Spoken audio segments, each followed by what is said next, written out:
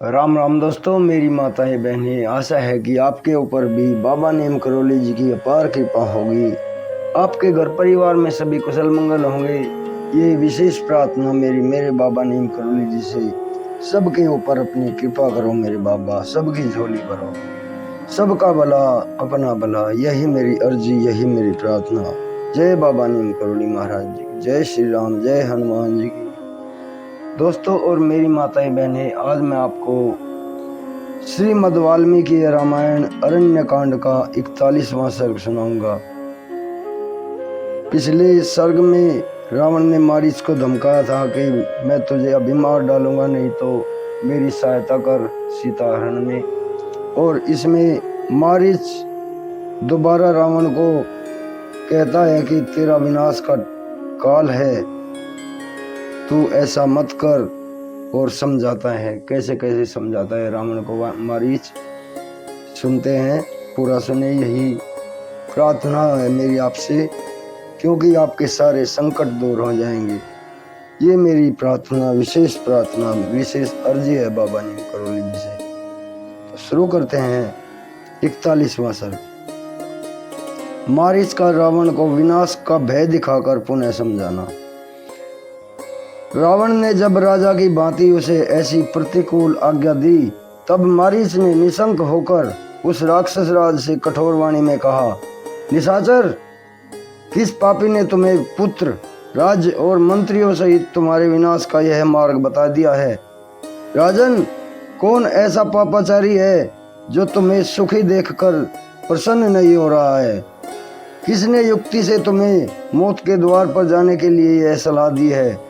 निशाचर, आज यह बात स्पष्ट रूप से ज्ञात हो गई कि तुम्हारे दुर्बल शत्रु तुम्हें किसी बलवान से भिड़ाकर नष्ट होते देखना चाहते हैं। राक्षस राज, तुम्हारे अहित का विचार रखने वाले किसी नीच ने तुम्हें यह पाप करने का उपदेश दिया है। जान पड़ता है कि वह तुम्हें अपने ही कुकर्म से नष्ट होते देखना चाहता है। रावण, निश्चय ही वध के योग्य तुम्हारे ये मंत्री हैं, जो कुमार्ग पर आरूढ़ हुए तुम जैसे राजा को सब प्रकार से रोक नहीं रहे हैं, किंतु तुम उनका वध नहीं करते हो। अच्छे मंत्रियों को चाहिए कि वो राजा को स्वेच्छाचारी होकर कुमार्ग पर चलने से रोके और सही मार्ग पर उसे चलने की सलाह दे।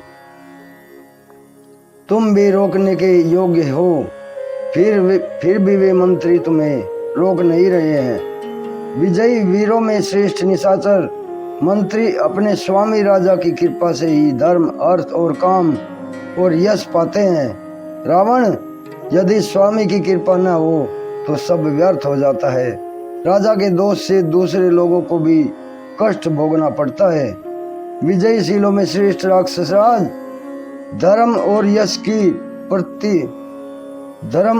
की प्राप्ति मूल कारण राजा ही है।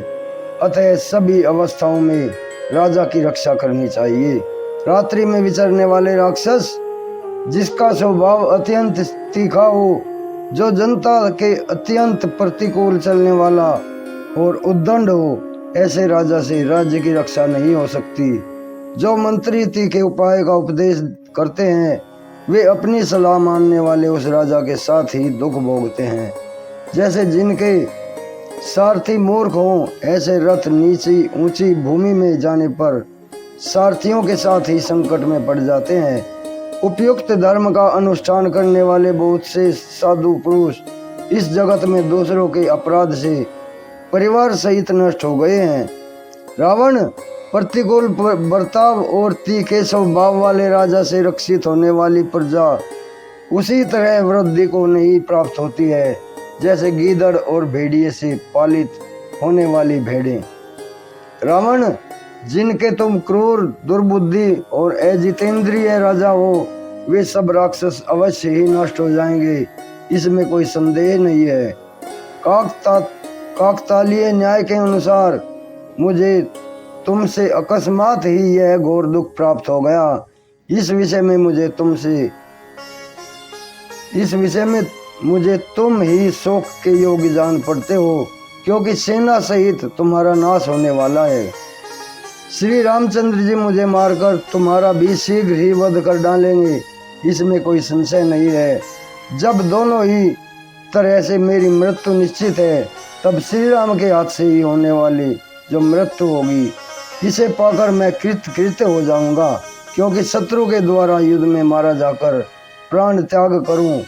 तुम जैसे राजा के हाथ से बलपूर्वक प्राण दंड पाने का कष्ट नहीं भोगूंगा।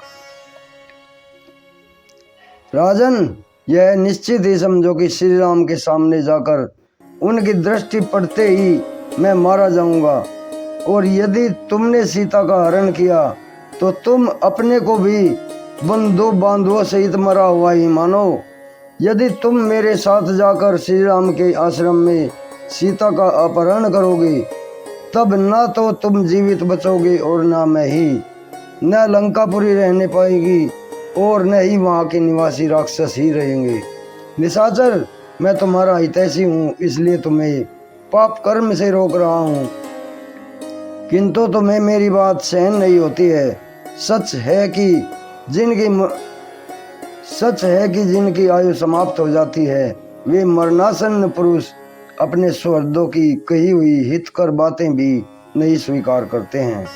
इस प्रकार श्री वाल्मीकि निर्मित आर्ष रामायण आदि काव्य के अरण्य कांड में 41वां सर्ग पूर्ण हुआ। जय श्री राम, जय बाबा नीम करोली महाराज जी की। दोस्तों, ये 41वां सर्ग पूर्ण हुआ है। कल मैं आपको इसका 42वां सर्ग सुनाऊंगा। मारीच का सुवर्ण में मृग रूप धारण करके श्री राम के आश्रम पर जाना।